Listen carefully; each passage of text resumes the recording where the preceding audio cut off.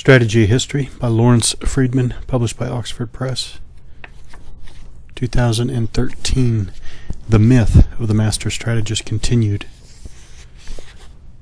Once the civilian sphere was acknowledged to be so important, then questions of perceptions and how they might be influenced came to the fore. Deterrence required influencing the expectations of those who might be contemplating aggressive action to remind them of why this might be a bad idea. Irregular warfare required separating the militants from their possible supporters by demonstrating this was a cause doomed to failure and offering few rewards if successful.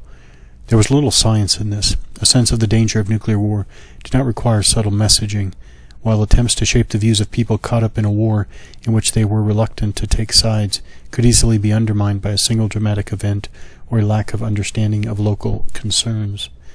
Unless the message was very strong, as with nuclear war, it was easier in retrospect to explain the behavior of others than in prospect to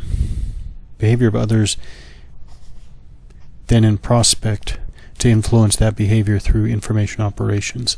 The counterinsurgency campaigns of the early 21st century reflected a keen appreciation of narratives, but they were more relevant when illuminating problems than as sources of solutions. Looking back, it was possible to discern the processes by which the predominant views within a community had begun to shift, but that was not the same as providing the basis for a forward-looking strategy. The practical difficulties of this complex interaction between the civilian and military spheres were aggravated by the political separation of the two spheres in terms of the highest command structures. The traditional military view, affirmed by von Moltke, was that once the purposes of war had been set by the political leadership, the war's subsequent conduct was the military's responsibility. The civilians must take a back seat.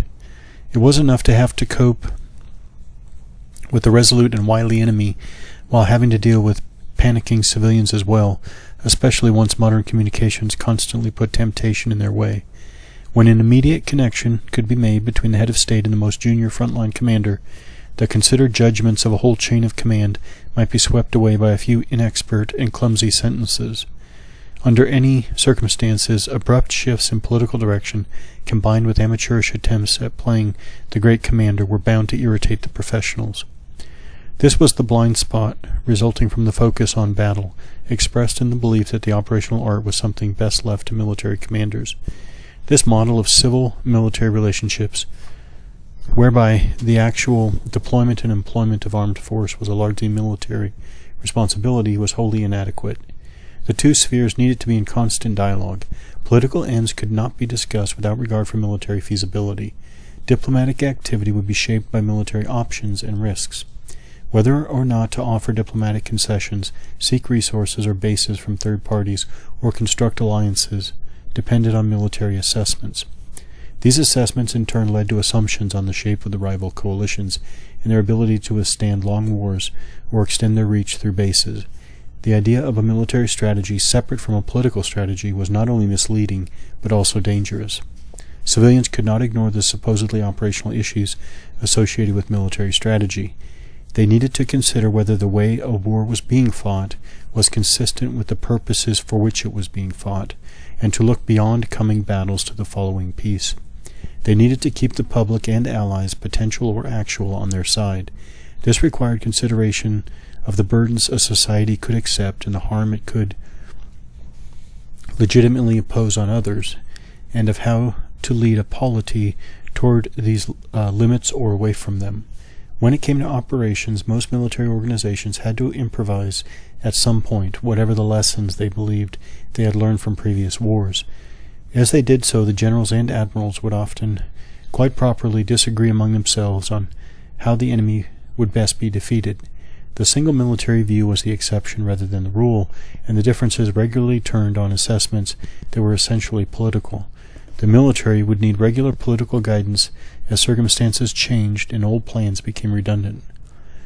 The attempt to develop a science of strategy was thus thwarted by the inherent unpredictability of military affairs and compounded by the even greater unpredictability of political affairs.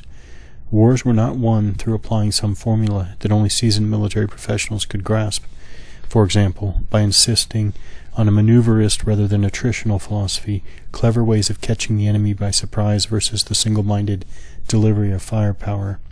Military campaigns had to be designed according to circumstances, and successful commanders would show flexibility in their operational decisions. In explaining success and failure in war, it would be wrong to discount the operational art, but as often as not, the key to a successful strategy was the political skill necessary to deny the enemy a winning coalition while forging one's own.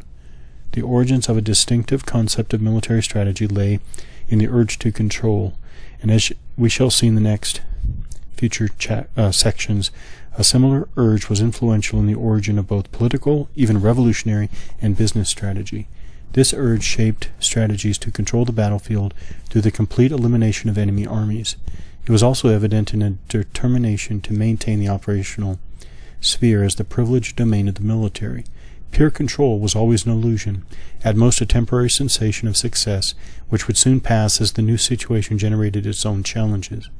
Extracting a state from an attritional conflict would require awkward negotiations, while even impressive victories involved a concept of a sustainable peace and the question of how to deal with the defeated.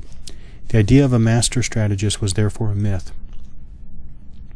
On the one hand, it demanded an impossible omniscience in grasping the totality of complex and dynamic situations, or an ability to establish a credible and sustainable path toward distant goals. On the other hand, it failed to take account of what were often the real and immediate demands of strategy making.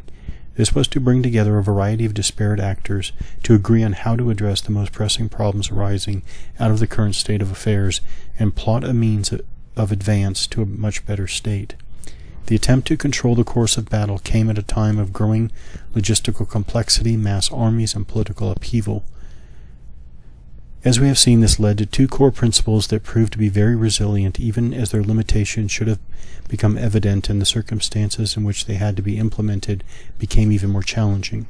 The first, which had unassailable logic, was that complete control could only reliably be achieved through elimination of the enemy army. The second was that this required maintaining the operational sphere as a privileged domain of the military. This gave debates on military strategy a sharp but also narrow focus. The political dimension was seen as something separate, a source of goals and eventual peace terms, but irrelevant to operational conduct. A military goal of annihilation went naturally with a political goal of subjugation, though that was not always achievable.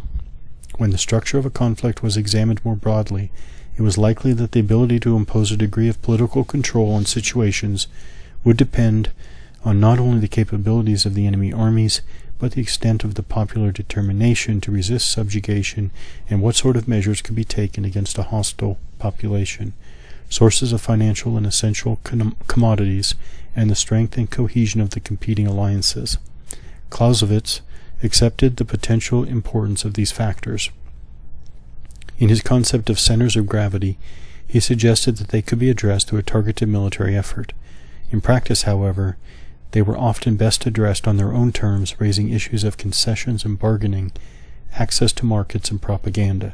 The great strategists, therefore, tended to be those who were able to identify the most salient features of a conflict, political as well as military, and how they might be influenced. Their gifts lay in an ability to convince others of their insights and what this implied by way of action. For example, Lincoln and Churchill. They often came to be viewed as great because of elements of luck and the mistakes of their opponents. Sometimes their luck ran out and their fallibilities were exposed. For example, Pericles. Master strategists, as described by Gray and Yarger, were therefore a myth. Operating solely in the military sphere, their view could only be partial, and however well-funded their proposals, they would still depend on good luck and a foolish enemy. The only people who could be master strategists were political leaders, because they were the ones who had to cope with the immediate and often competing demands of disparate actors, diplomats as well as generals, ministers along with technical experts, close allies and possible supporters.